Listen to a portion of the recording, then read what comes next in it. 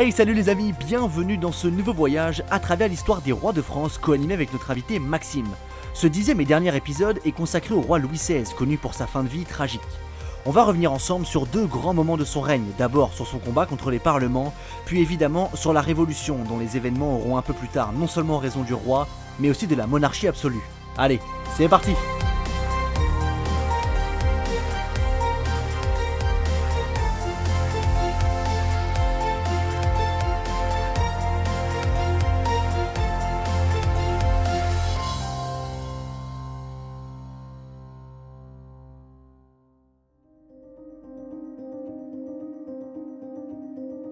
Louis-Auguste de France, plus connu sous son titre royal de Louis XVI, est un roi de France de 1774 à 1792.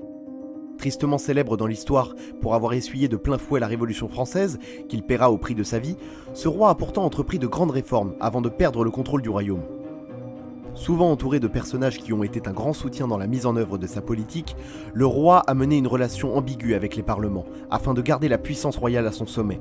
Malheureusement, un contexte économique tendu, ainsi qu'une mauvaise gestion de revendications populaires, porteront un coup à la monarchie, dont elle ne se remettra jamais réellement.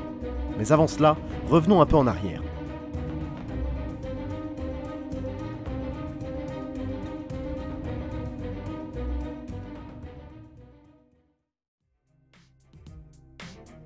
Dans les premiers temps de son règne, Louis XVI, conscient de la fragilité économique du royaume, décide de diminuer drastiquement les dépenses. Cette opération semble inévitable, car depuis 1770, le pays est considéré comme étant en récession. Le roi va donc diminuer les dépenses qu'il considère comme étant superflues. Les frais de bouche, les garde-robes royales et les différents festins sont grandement reconsidérés afin de faire des économies. Dans cette même logique, le roi va diminuer le nombre de personnes à son service. Ainsi, toutes ces économies lui permettent de redistribuer les richesses aux Parisiens qui sont le plus démunis. Une autre mesure particulièrement marquante de son arrivée au trône est que Louis XVI exempta ses sujets du don de joyeux avènements. Cet impôt était perçu par tout roi qui venait d'accéder au trône, et pourtant, Louis XVI y renonça afin de soulager le peuple. Si Louis XVI semble dans un premier temps vouloir régner en soulageant un maximum ses sujets, il souhaite également gouverner seul. Pourtant, tout roi qu'il est, ce dernier ne peut se passer d'un conseiller qui l'épaule lors des prises de décision importantes.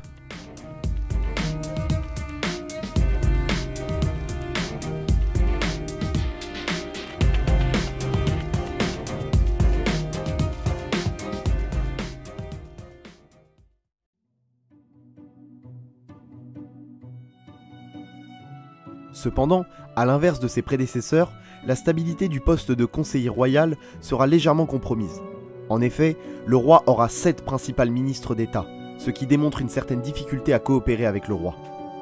En 1774, le gouvernement est définitivement formé, et certains grands noms le composent. Un en particulier sera central dans le début des déboires du roi avant la Révolution. Le contrôleur général des finances, Turgot, est un personnage central de ce gouvernement, en ce qu'il devra gérer une situation économique toujours plus complexe au fil des ans.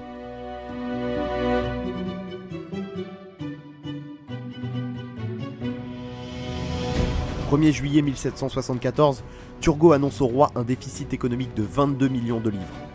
Mais là encore, ce dernier incite le roi à continuer sa stratégie, faire des économies. En bon libéraliste, Turgot va favoriser la liberté du commerce et le libre jeu du marché. Il donne en particulier le feu vert à l'importation des céréales étrangères dans le royaume, ce qui inquiète le peuple. En effet, en cas de mauvaise récolte dans le royaume, la hausse des prix liés à l'exportation se ferait fortement ressentir dans un pays déjà en crise. Au printemps 1775, un risque de famine est déclaré et les prix flambent instantanément. Plusieurs boulangeries et hangars agricoles sont pillés par le peuple. Cet événement est considéré aujourd'hui par de nombreux historiens comme le premier épisode de rupture entre le peuple et les autorités royales.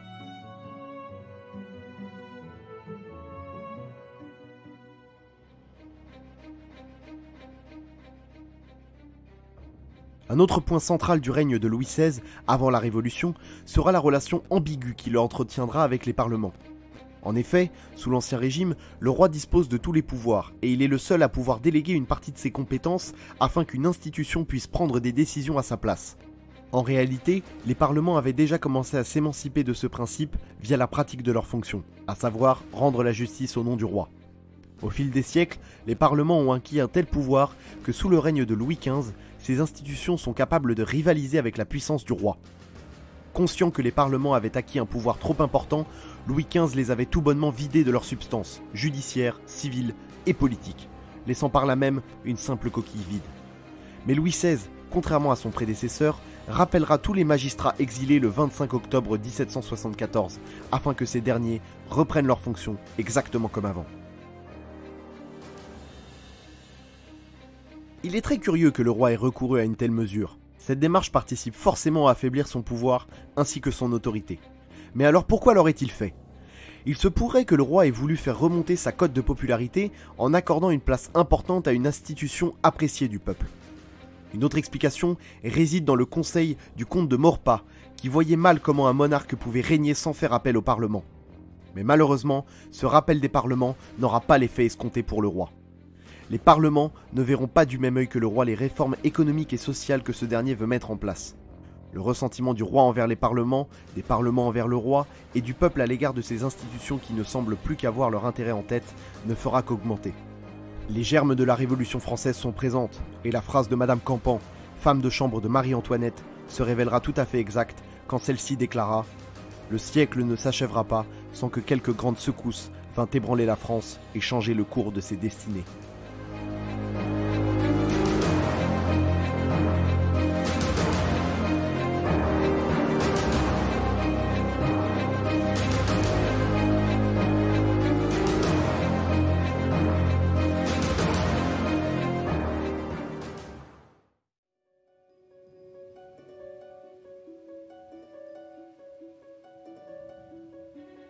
Bon, vous l'avez bien compris, le règne de Louis XVI est un combat perpétuel.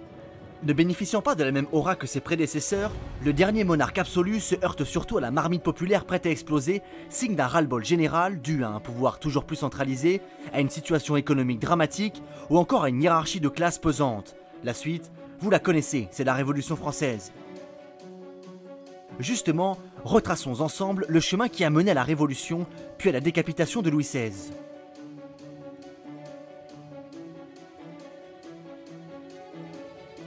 Le 5 mai 1789, en début d'après-midi à Versailles, s'ouvrent les États généraux, une assemblée réunissant les trois ordres de la société, le clergé, la noblesse et le tiers-état. Depuis quasi un an, la situation économique était devenue insoutenable et l'exercice solitaire du pouvoir par Louis XVI commençait à irriter sérieusement une bonne partie de la population. C'est pour cela que le roi convoque les États généraux, pour trouver l'issue de sortie d'une crise qui marquera l'histoire de France comme aucune autre. D'ailleurs, ça, le roi l'avait bien senti. En ouverture de la cérémonie, il prononce entre autres les mots suivants. Une inquiétude générale, un désir exagéré d'innovation se sent emparer des esprits et finirait par égarer totalement les opinions si on ne se hâtait pas de les fixer par une réunion d'avis sages et éclairés. La suite sera moins palpitante. Les différents orateurs qui se succéderont, parmi lesquels le célèbre Necker, ministre des Finances, décevront par la platitude de leur discours et voire même par une pointe de pessimisme. Les choses vont alors commencer à s'accélérer et à échapper au roi. Alors que de nombreuses questions, d'ordre politique et économique principalement, doivent être encore débattues, les trois ordres vont monter au créneau.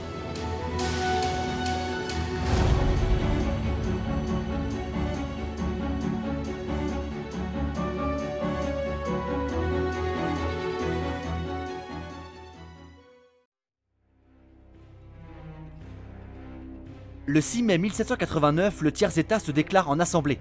Le 11 mai, les députés de la noblesse, refusant de se joindre à ceux du tiers-état, font de même.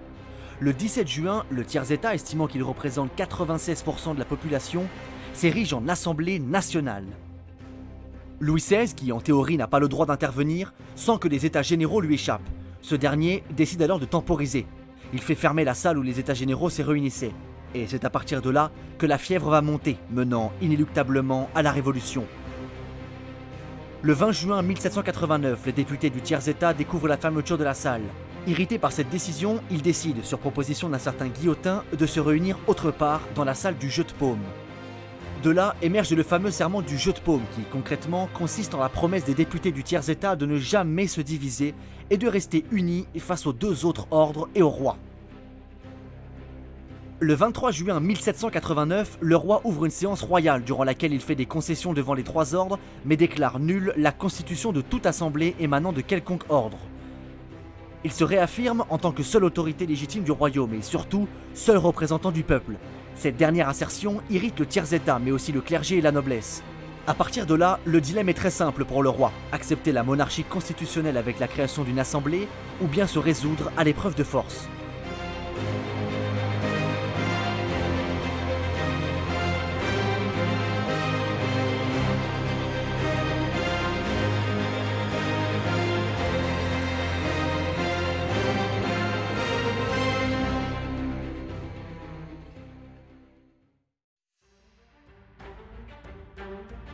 Le roi ne veut pas céder, affirmant toujours plus son pouvoir, mettant ainsi le feu aux poudres.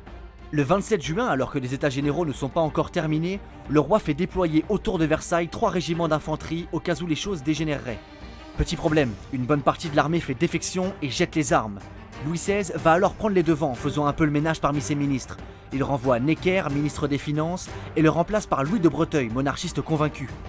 Il fait également appel au maréchal de Broglie, au poste de maréchal général des camps et armées du roi. Ces changements sont symptomatiques de la volonté de Louis XVI de se préparer à l'épreuve de force.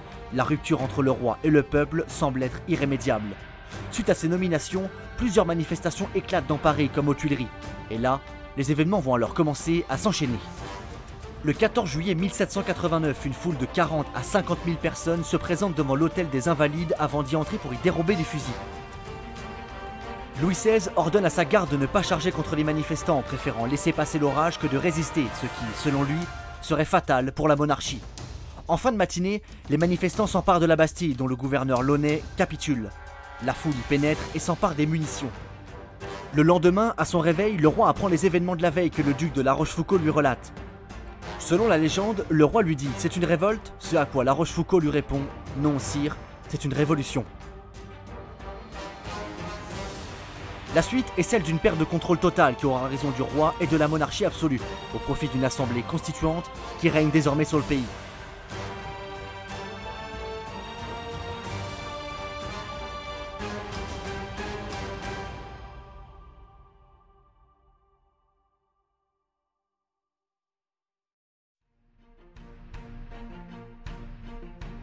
Face à la déliquescence de son pouvoir, Louis XVI choisit de fuir plutôt que d'abdiquer.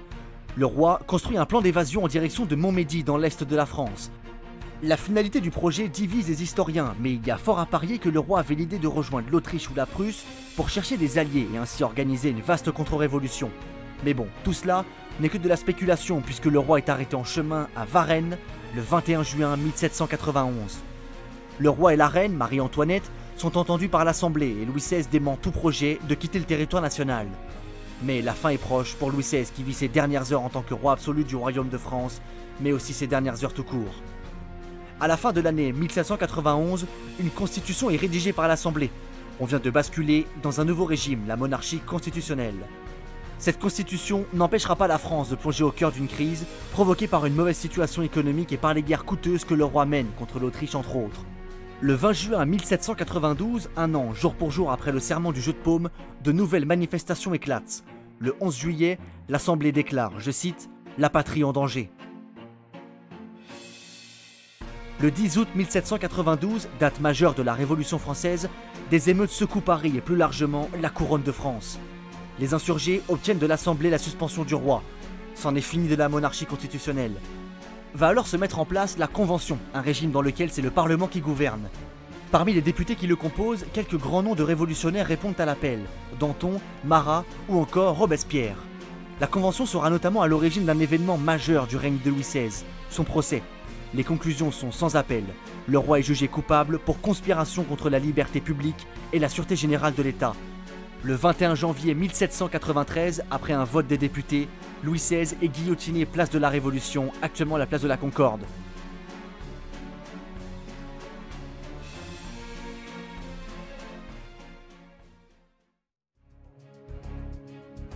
Avec lui, la monarchie absolue disparaîtra, une république naîtra des cendres de la royauté française. Mais cette première république, sans doute prématurée, ne survivra pas aux agitations qui secouent le pays. Un pays qui aura encore besoin d'un homme fort pour le diriger. Mais ce coup-ci, il ne s'agira pas d'un roi, mais d'un empereur, Napoléon Bonaparte. Mais ça, c'est une autre histoire.